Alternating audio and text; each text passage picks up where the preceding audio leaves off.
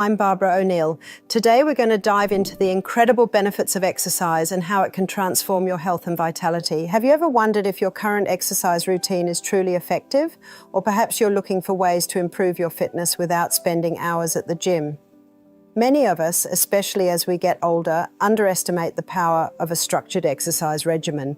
In this lecture, we'll talk about what really works when it comes to exercise, backed by scientific research. I'll share practical tips on how to incorporate interval training into your routine to boost your health and energy levels. So stay tuned and get ready to learn how you can achieve optimal health through exercise that truly works. Movement is life.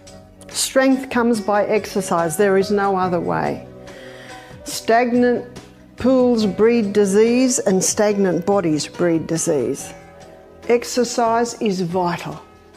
I was talking to a lady one day about her high blood pressure.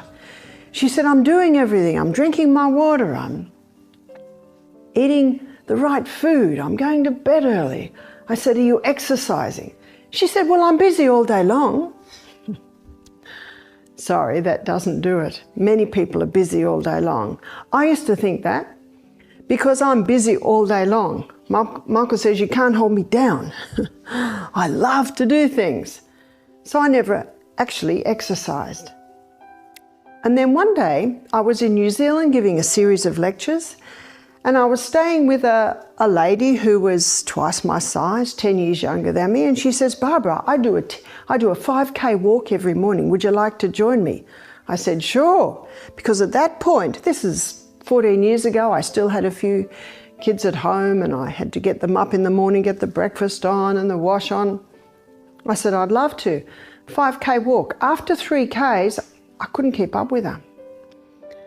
The next day when I woke up, my legs were incredibly sore. I could hardly walk. She said, are you coming this morning? I said, sure. Even though my legs were sore. I was the health speaker. I was giving a series of lectures. I was speaking on exercise. So of course I went. She had a friend with her this morning. I think that by the end I was about 1 kilometre behind. I went home, my soreness had gone, but I learnt my lesson. It was at that point I realised exercise, taking a spot out of your day where you target some form of physical activity, is totally different to being busy all day. And you know what they say, no pain, no gain. I'd gone through my pain. I wanted to maintain my fitness now, and so I began to do a morning walk. I began to walk for approximately half hour, did approximately 2Ks every morning, and my fitness levels rose up and up and up. And I was excited about it. As you incorporate regular morning walks into your routine, the benefits will be evident not just in your physical strength, but also in your mental clarity and emotional resilience. Each step you take will not just stride towards improved fitness, but also take you towards better managing daily stresses and maintaining a positive outlook on life. The commitment to exercise will help begin to create a ripple effect, enhancing your productivity throughout the day and infusing your routine with a sense of accomplishment. The integration of exercise into your daily life will support your overall well-being, proving that a consistent exercise routine is indeed essential for maintaining both physical and mental health. But I have found in the last couple of years there is a type of exercise that will get the body up onto a far better rate of running. And I think that's what everyone's interested in. I was speaking to an osteopath in Melbourne a few years ago. She said, I have a few clients that go to the gym 3 days a week. She said, they are relatively fit, but she said, they're not increasing their fitness. And I thought to myself, this is a puzzle. Obviously, they're better off than people that do nothing, absolutely. But I myself, and I think most people I meet, are interested in a type of exercise that will get the body up onto a better, more efficient, and more effective rate of running. And there is a type of exercise that will do that.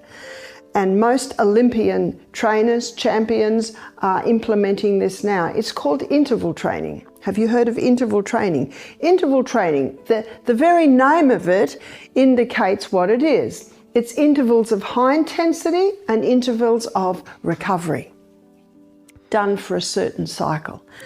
And it was probably first documented in about the 30s, where a German physiologist was training his athletes in interval training.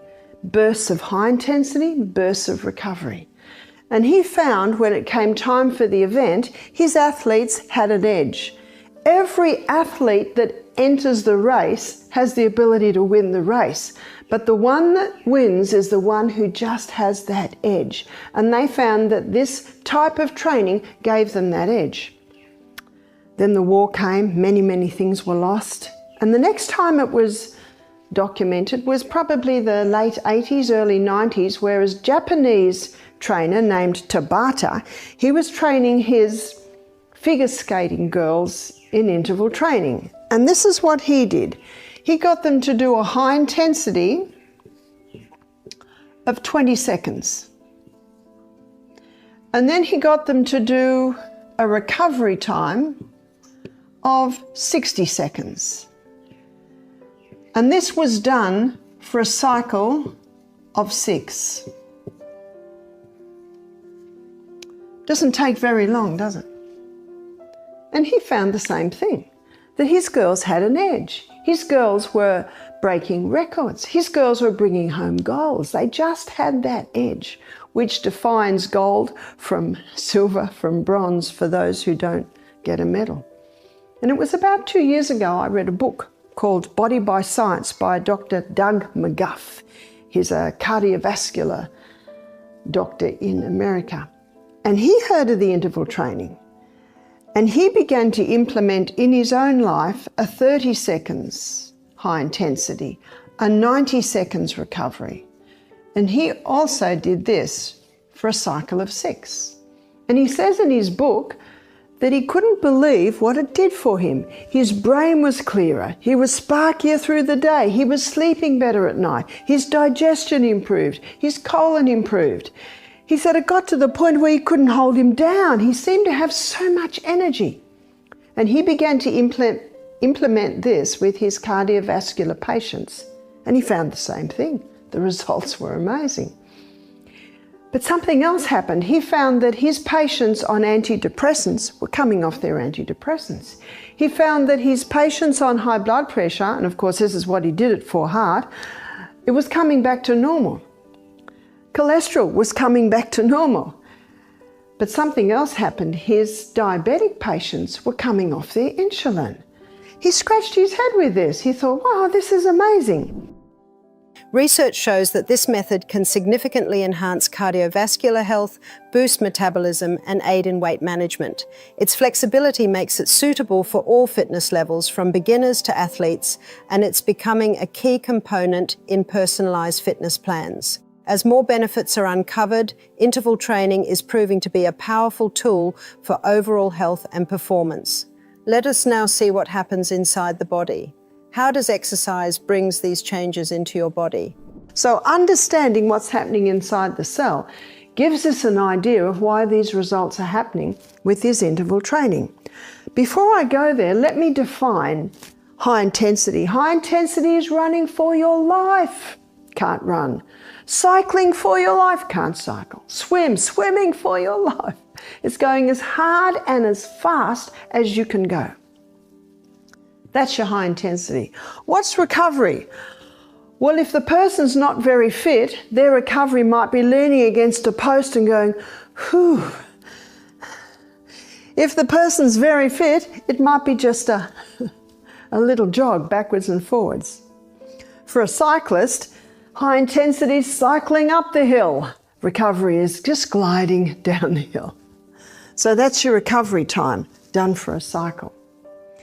What Doug McGuff shows that when we're getting into easily the second set of high intensity, this is already speeding up.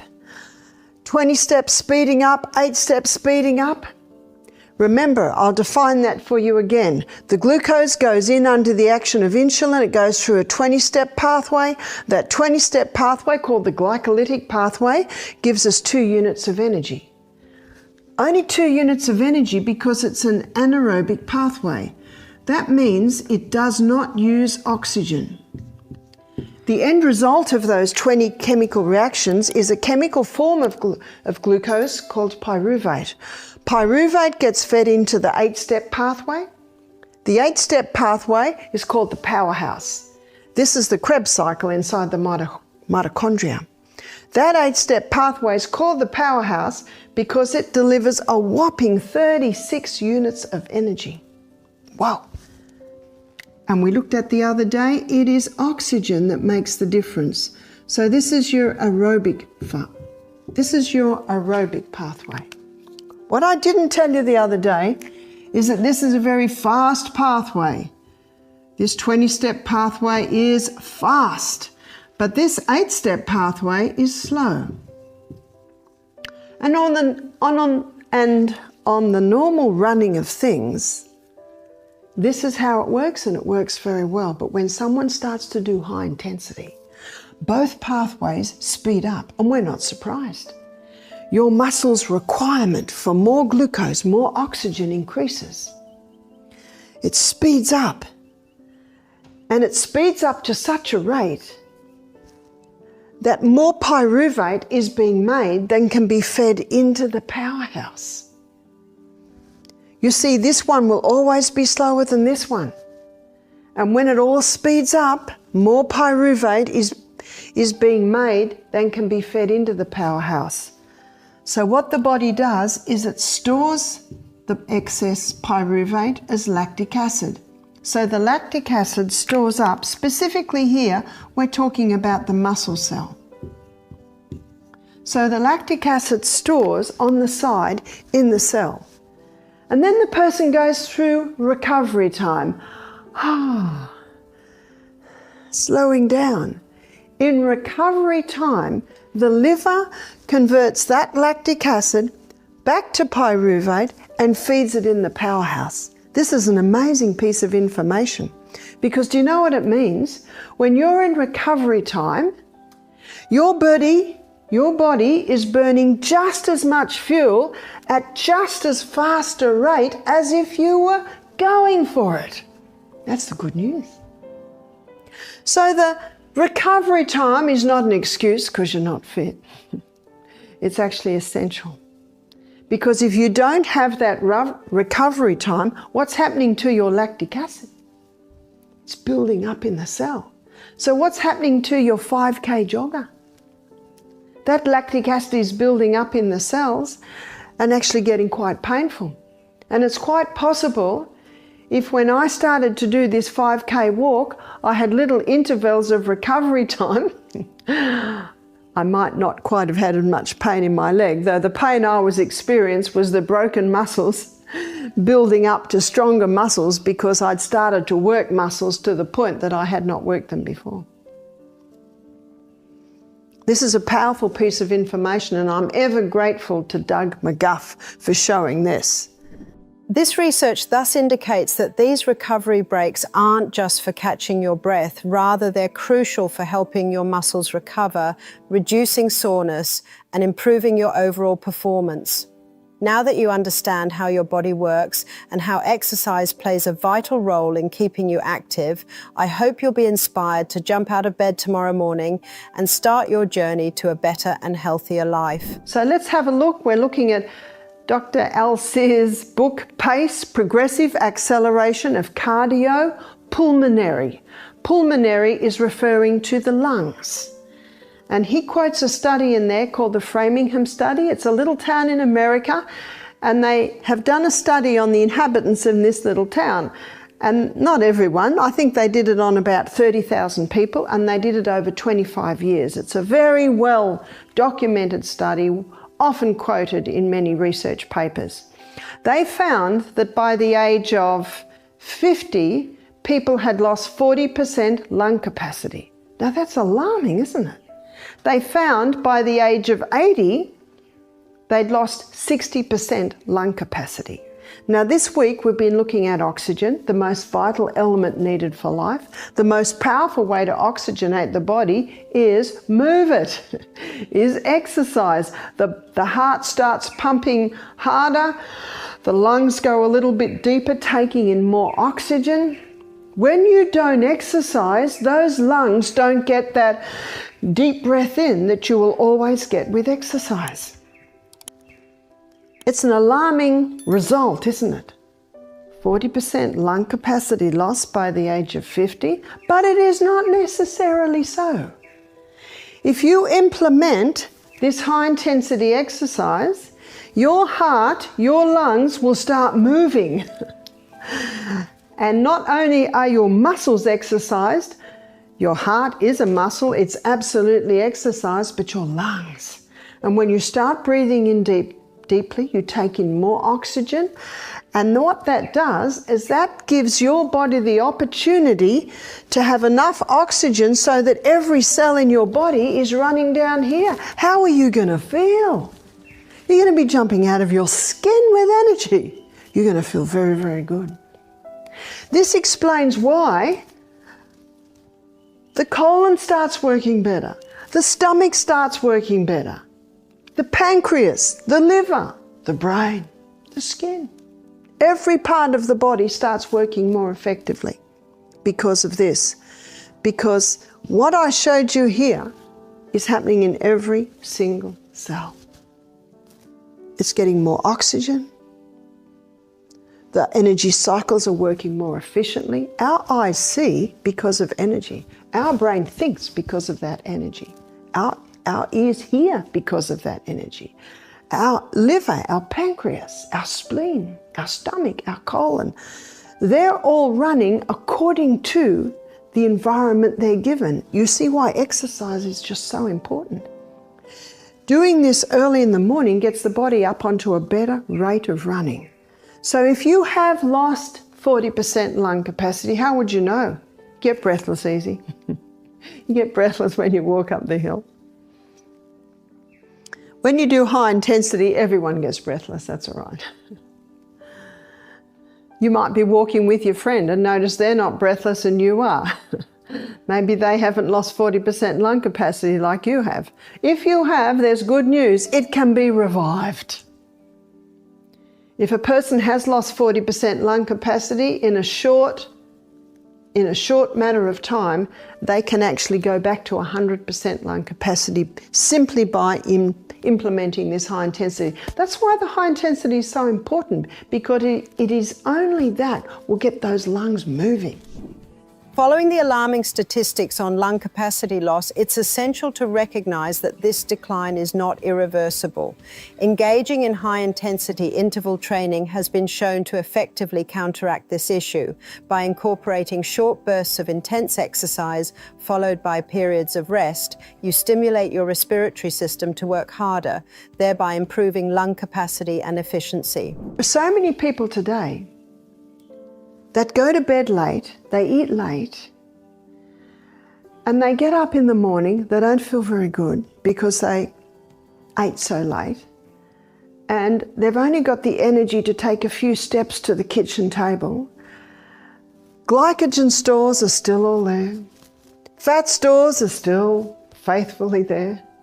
And the food that they put in goes through this energy cycle, but because the glycogen stores are full, most of it just gets shunted over to the fat cells.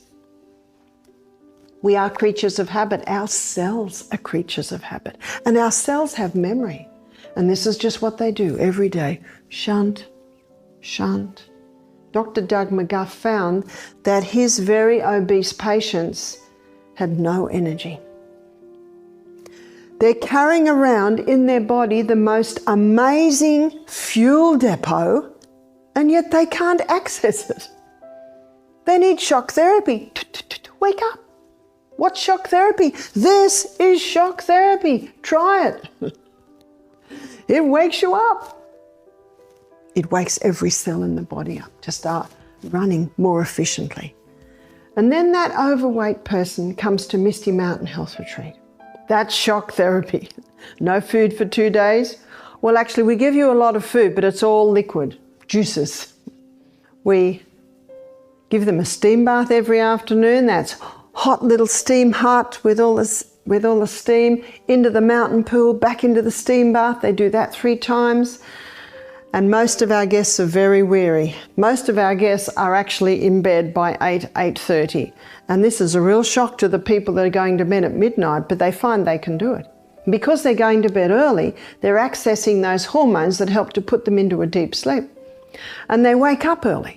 They have a big glass of water, then they go on the exercise program. Can you see we're starting to change the way the body's running?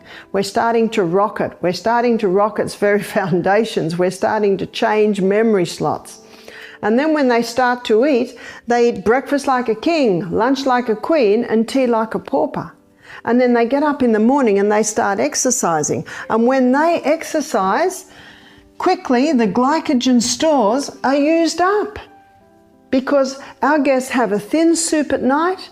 In the morning they have a couple of glasses of water, some with a bit of lemon in it, and then they do their high intensity, they do their exercise. So glycogen stores, they're used up probably within about maybe getting into the 2nd or 3rd set of high intensity, and the body says, we need more fuel. And so the brain releases the human growth hormone. The human growth hormone is called youth hormone. That's its nickname. And the human growth hormone, when it's released, it activates hormone-sensitive lipase. Hormone-sensitive lipase is the enzyme that breaks down fat. Yesterday, we looked at lingual lipase under the tongue that breaks down short and medium chain fatty acids. We looked at pancreatic lipase that breaks down long chain fatty acids. So what fat does this lipase break down? It breaks down your fat stores. Remember that amazing fuel depot in the body? It starts to cause a release of the fat stores. Remember, we're running out of fuel. The body now stops burning glucose as fuel and becomes a fat burner. Let me explain why it does this. Glucose burns at 4 calories per gram. Fat burns at 9 calories per gram. You'll see that in just about every weight loss book you look at. And that's their reason for saying fat is bad. But what they don't understand is what a calorie is. A calorie is a unit of energy. And if you want a high energy food, what do you eat? Fat. We looked yesterday at the importance of fat. We've looked at it a little bit all week. Can you now see why the body starts becoming a fat burner? When we start going to bed earlier and eating a healthy breakfast, our bodies begin to work better. Our bodies start using fat for energy instead of just storing it. This change helps us feel more energetic and healthier. By making these small changes, you can improve your health and feel better overall. Take charge of your routine today. Your body will thank you with increased vitality and a more balanced, energetic life. Human growth hormone also increases the circulation of the blood to the skin, which means the skin doesn't age as quickly. It means the skin stays supple.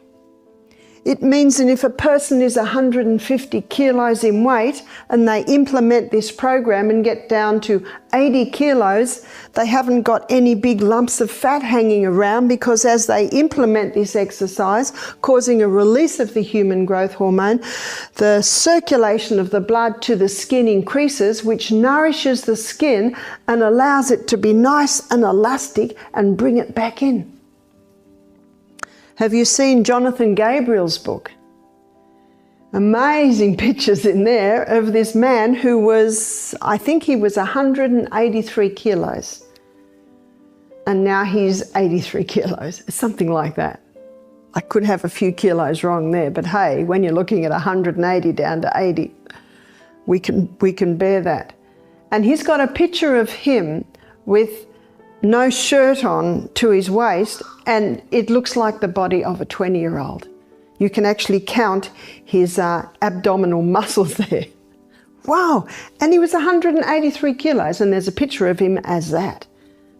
He doesn't actually talk about the interval training. He doesn't talk about the human growth hormone. He talks about walking in the morning, jumping down and doing 30 push-ups. So even though he doesn't define it as such, that's what he was doing. And that's why a person can be that big and shrink down and have beautiful skin, muscle tone, because of this interval training. Well, that's a large part of it. I'll actually pull in another part in a minute. But I want to tell you the story of a young man who did our program. He walked across Australia. Took him about 5.5 months. He went from the most western point to the most eastern point. He told me he was walking for 14 hours a day.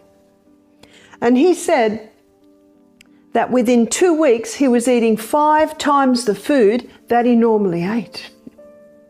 You see, it's the release of the human growth hormone, increasing the body's ability to utilize protein.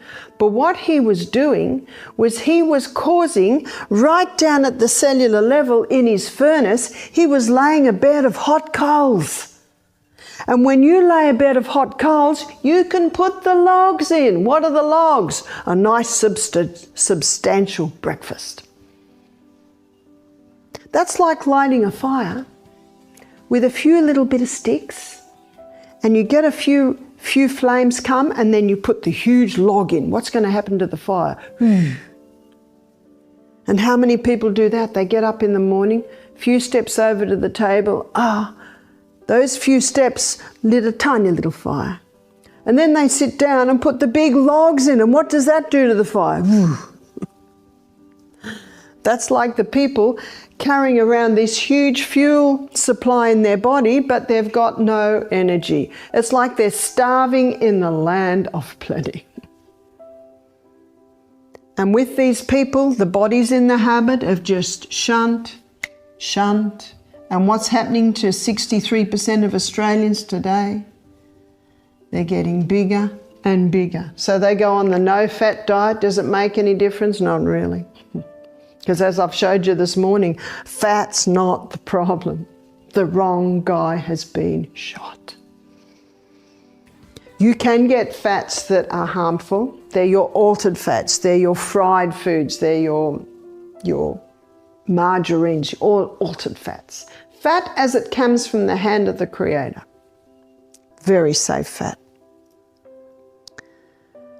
But what I suggest, and what we find at our health retreat, and I find it in my life, that when you eat breakfast like a king, and lunch like a queen, and tea like a pauper, and then you go to bed early, and then you get up early and have a big drink of water. I usually have 3 or 4 glasses, but then I get up at 5 and I don't walk till 6, so I've been able to get a few in then. And then you implement this high intensity exercise, you're actually laying down a bed of hot coals. And I come back, I have more water. I've already dived in the creek. Very nice. If you don't have a creek, you might just have to have your hot and cold shower. And then I sit down to eat. What did I eat this morning?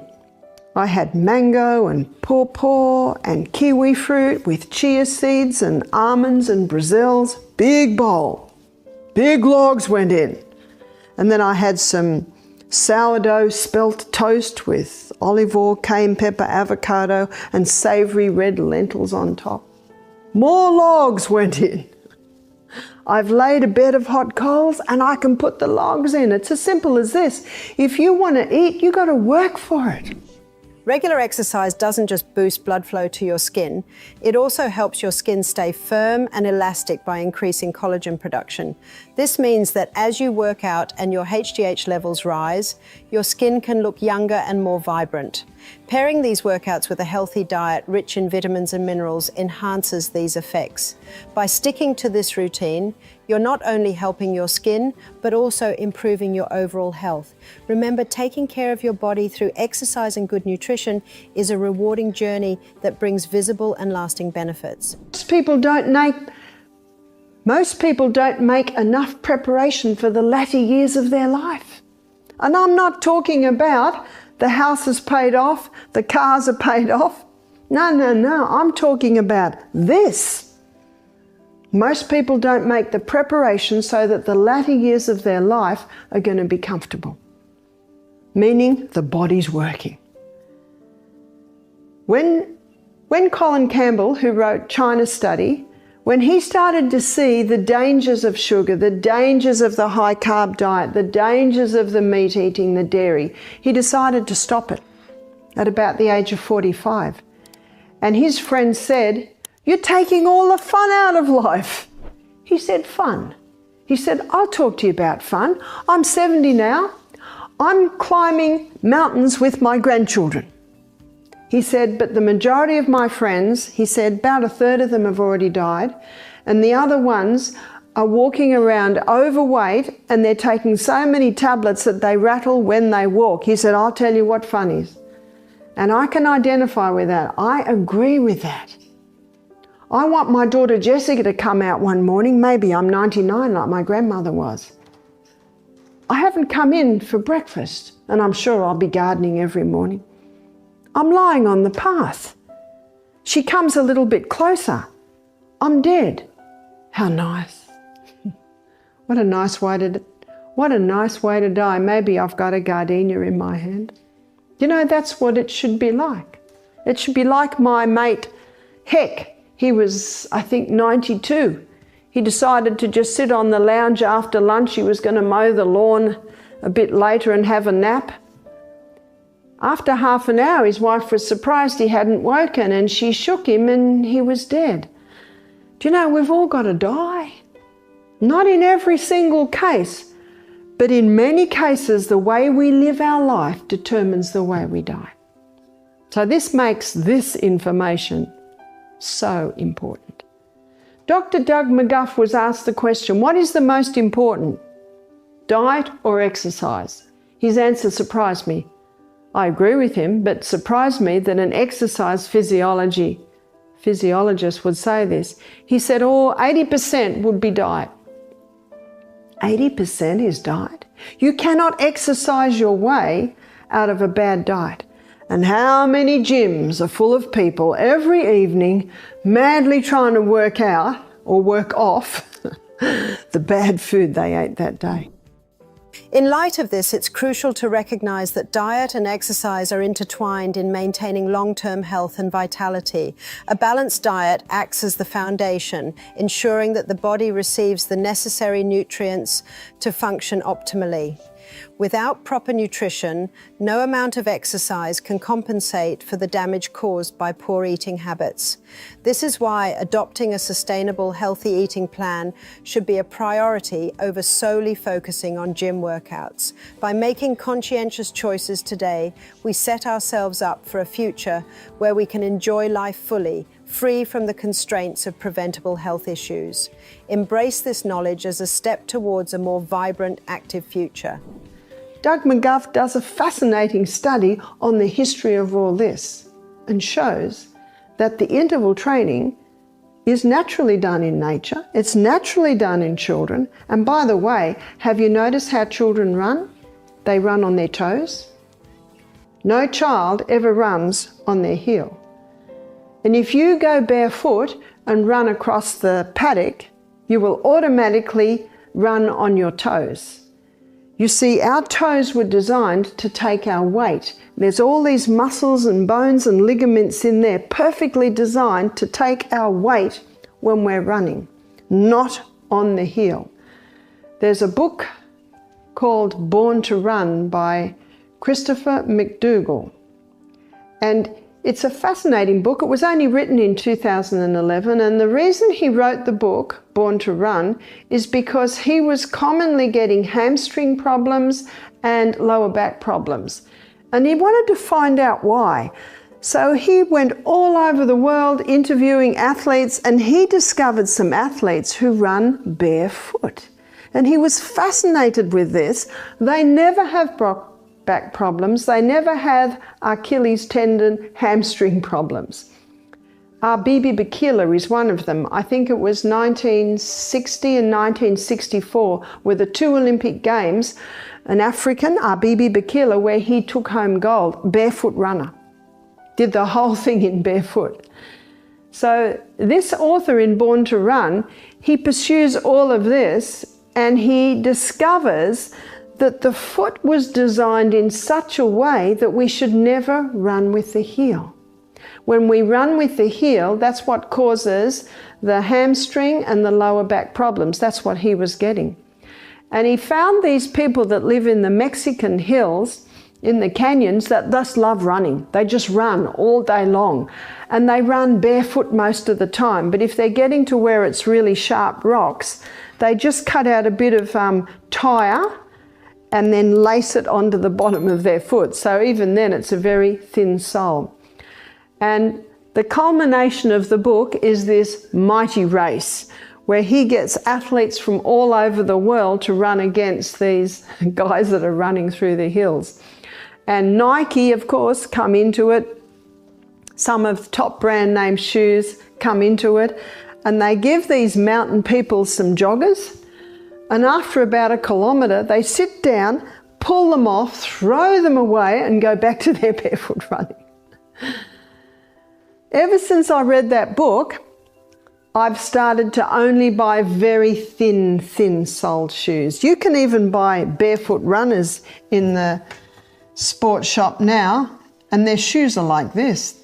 They've even got places for your toes, as I've shown you all week. I'm not a fantastic drawer. And I said to them, how do you wear that with a sock? They said, we've even got socks. Even got socks with toe holes.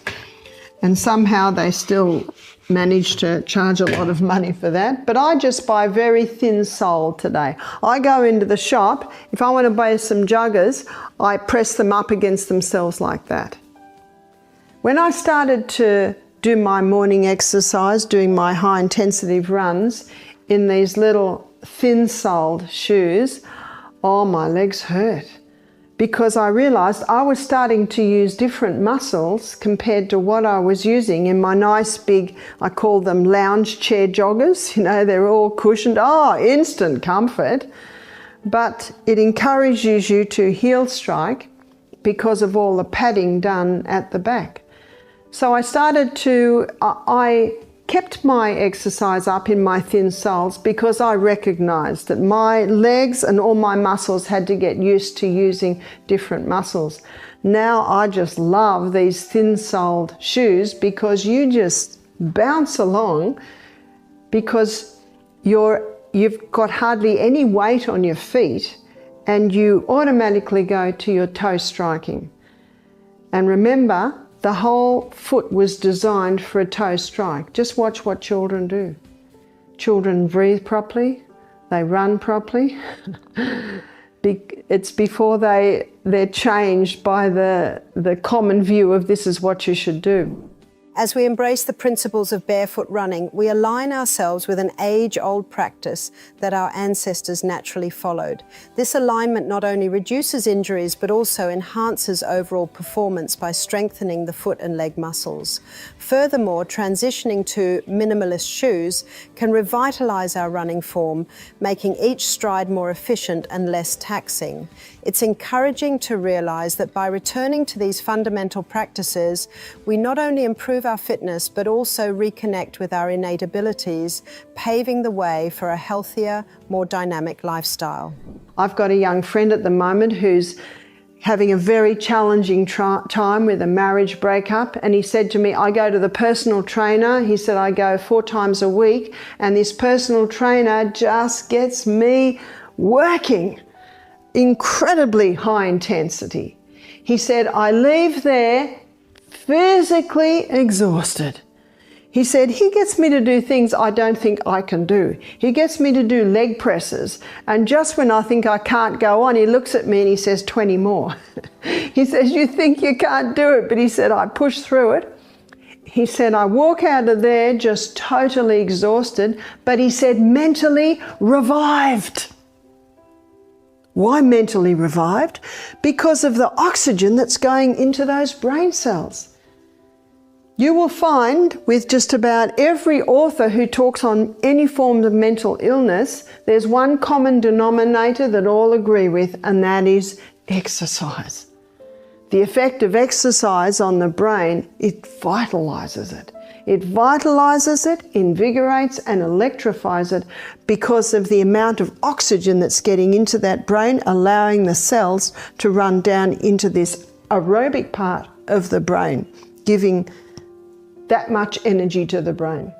Flushes out old, stagnant, negative thoughts and gets fresh oxygen in.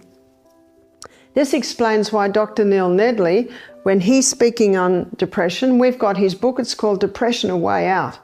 And it's a great book because he looks at how depression can be managed by lifestyle. Every chapter starts with someone else's story. He says that when he gets a very depressed person come to him, bipolar, schizophrenic, he puts them on 7 hours of exercise a day. Now that's not 7 hours of high intensity. There's probably a couple of bouts of high intensity here and there when they get to a hill. It might be just walking round the town several times. He says he puts them on 7 hours of exercise a day. After 1 week, they are so improved, he said they can go to a 1 hour a day maintenance dose. Now, that's cheap medicine, isn't it? People say, 7 hours of exercise a day? Well, what's a week out of your life? What's your health worth? So exercise, powerful tool in helping with any form of mental illness. One lady rang me and she said, but Barbara, I know, but I just don't feel like getting up and walking. And I said, well, sometimes you have to grab yourself by the scruff of the neck and just pull yourself out there. Just put them on, put those shoes on, just push yourself through there. Like this young man, he said, when he has finished this workout, he is physically exhausted, mentally revived. There's an old proverb, it's actually found in Ecclesiastes, that says, the sleep of a labouring man is sweet. And this is why when people implement this exercise, they sleep better. Because every cell in the body's getting oxygenated. And do you remember when we looked at oxygen, we looked at how it invigorates, it electrifies, and it vitalizes the body, but it also soothes the nerves. So this young man who's going through this incredibly challenging time is able to sleep. It's hard to sleep straight after a workout, but he sleeps several hours after the workout. And he said that he also found that he needs to eat more food.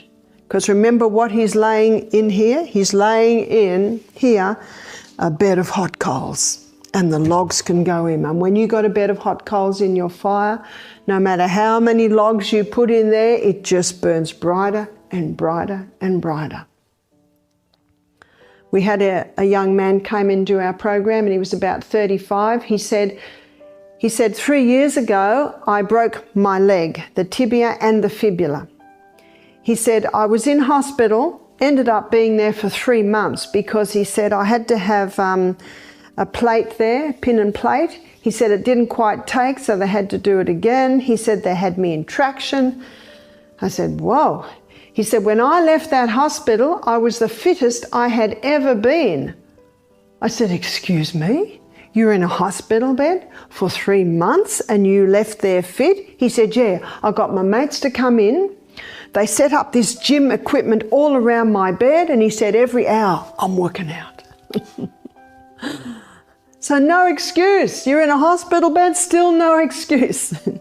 You just got to find out how to do it. You got to find out what works for you. The transformative power of exercise isn't limited to those with specific conditions or extensive workout regimens. Even modest physical activity can yield significant benefits. For individuals grappling with stress or mental health challenges, incorporating regular movement into daily life can act as a powerful remedy. Whether it's a brisk walk, gentle yoga, or simple stretching, every bit helps. Embracing this approach fosters resilience and mental clarity, gradually building a more positive outlook. In the book Breath, he quoted a man who'd lived amongst the American Red Indians in the early 1800s for 6 years. So I got that book. The man's name's Catlin George. And he said these American Red Indians were very strong, they're very well built and very beautiful teeth, clear eyes, and they prized nose breathing. They all prized nose breathing. The mothers would lay their babies to sleep and, well, they'd feed them to sleep and then lay them down and then close their mouths together. And the mothers would not let them sleep until they were sure they were nose breathing. Interesting. And then Catlin George gives a story about a white trader and an Indian who had a dispute, and they were going to have a confrontation, a fight to, work it out.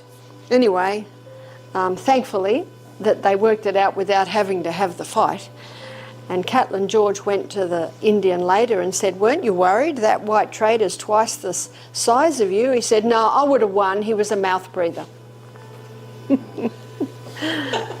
Prizing the nose breathing, because as we showed you, let's look at the cell. So the glucose goes in and it goes through a 20-step pathway, and the 20-step pathway delivers to us 2 units of energy. The end result of the 20-step pathway is a chemical form of glucose called pyruvate. And pyruvate, as the chemical form of glucose, gets fed into the powerhouse of the cell, called the powerhouse of the cell because it delivers a very impressive 36 units of energy. The difference is oxygen. This is what's called an aerobic pathway, or a pathway that uses oxygen. This is called the anaerobic pathway because it does not use oxygen. What a difference oxygen makes. And as we looked earlier in the week, we need adequate carbon dioxide levels to be able to take in adequate amounts of oxygen. So 4 docking stations for oxygen on every hemoglobin. And for that hemoglobin to pick up the oxygen, it has to have 4 molecules of carbon dioxide. So when the oxygen comes to the cell, or even in the lungs, when it comes into the blood and it sees 4 molecules of carbon dioxide, there can be a transfer. And then we breathe out the carbon dioxide, and the blood is able to take up the 4 molecules of oxygen. And that's why it's important to breathe in and out through the nose, because if we breathe out through the mouth, we lose too much carbon dioxide.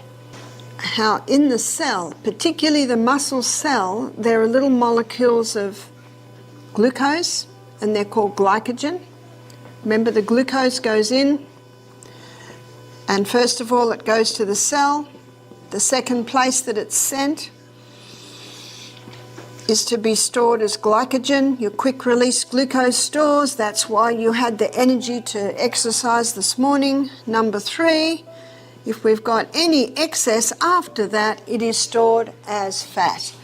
What I'd like to show you is what exercise does to reverse this process. And it explains also why exercise is such an important part. And I know when I was in Mount Isa is a mining town in northern New South Wales, well, northern Australia. It's right up in. So if you look at Australia, sorry, it's not a great one of Australia, but it's something like that. So you know that most of Australia, that's desert. So most people live on the coastal areas. Well, Mount Isa is about here, so it's fairly deserty. And I was asked to give a series of meetings there for a week. So I always explore the town early in the morning on my early morning walk, and I found not far from the town, easy walk, even a few minutes walk, there are these big hills like this. So I think it's what's come out of the mines, I guess. So it's probably not quite that sharp, but it'd be like that. And so I'm about this big.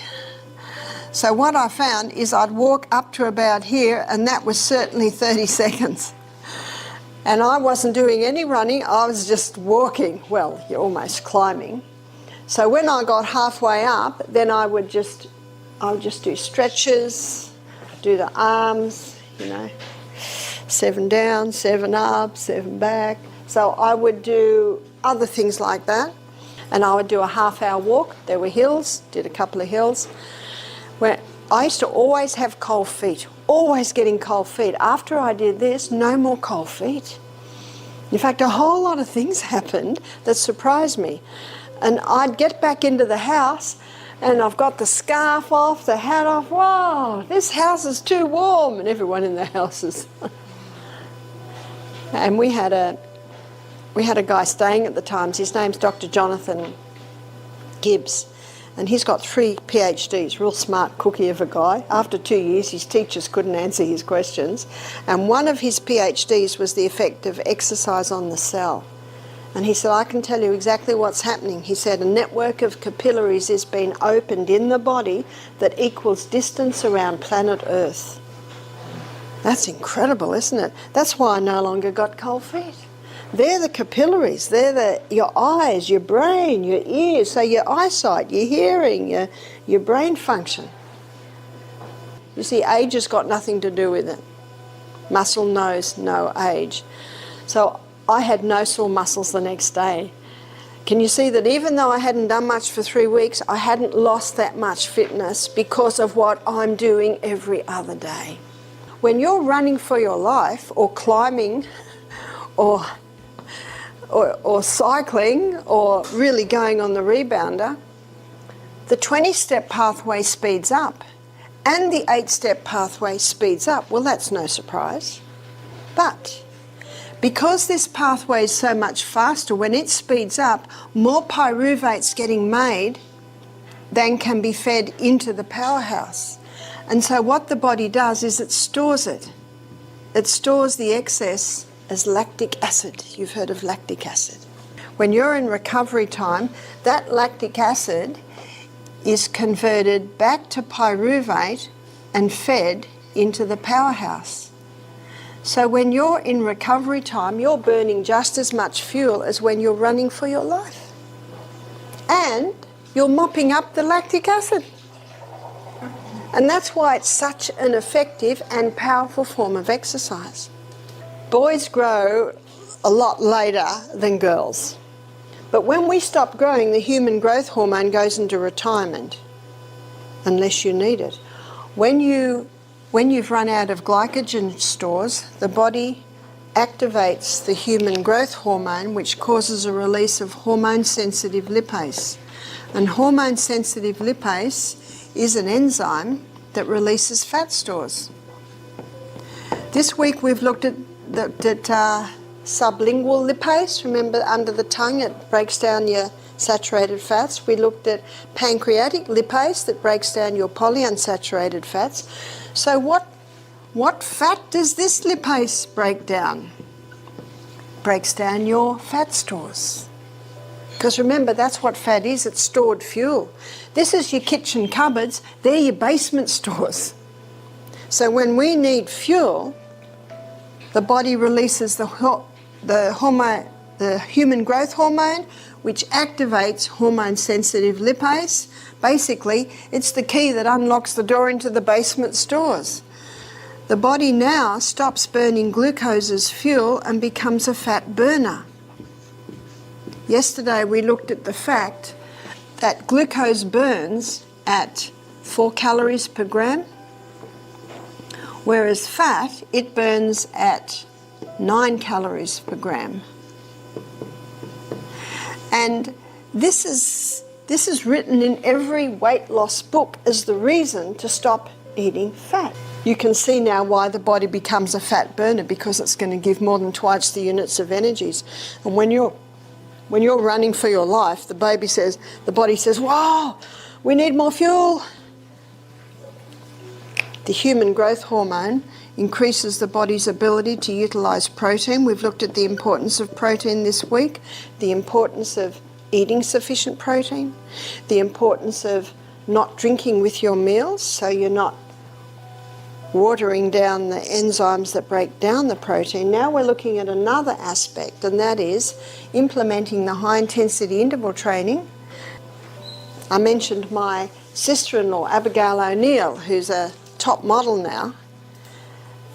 And when you look at her pictures, you think you're looking at a 20-year-old girl, and she's 48, and she does this every day.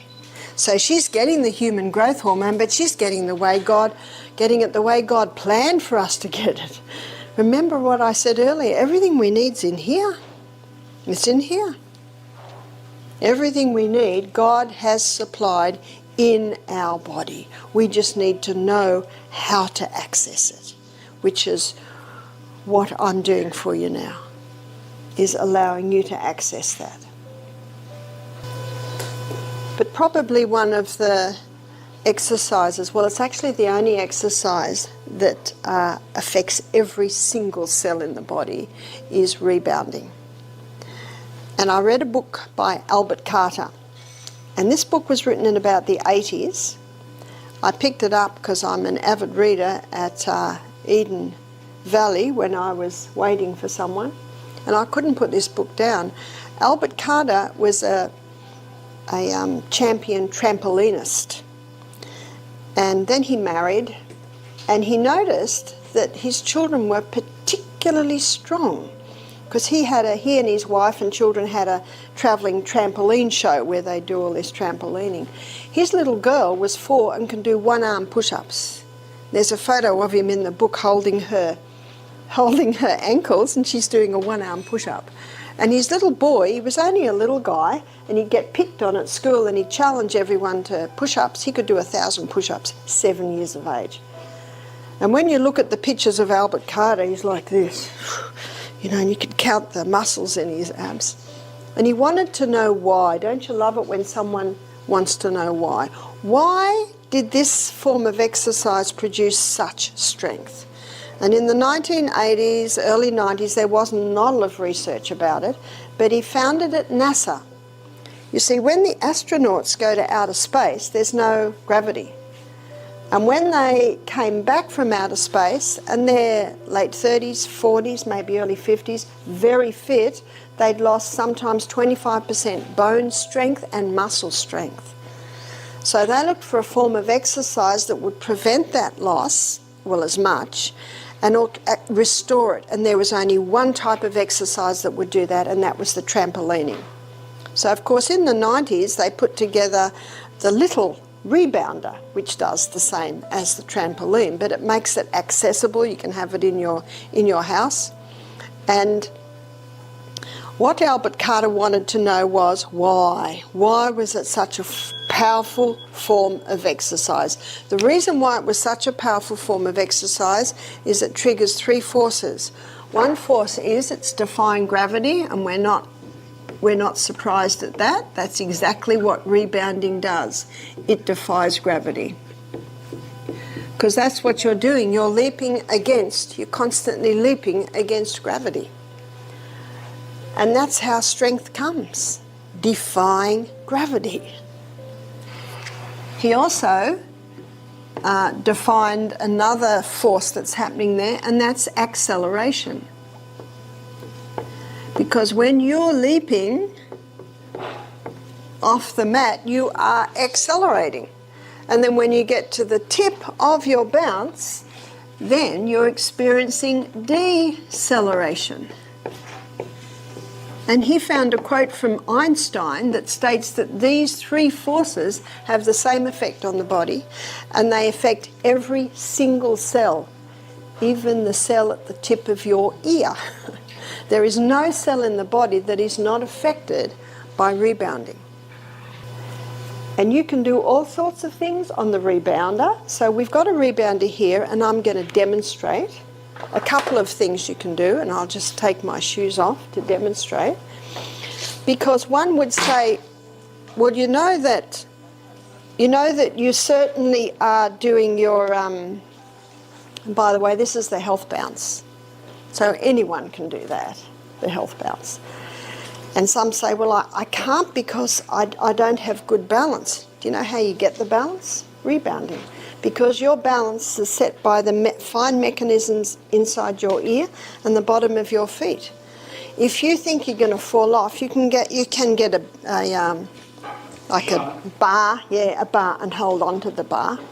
But this is the rebounder, and I always say to people, start like this, and what you can also do is just like that.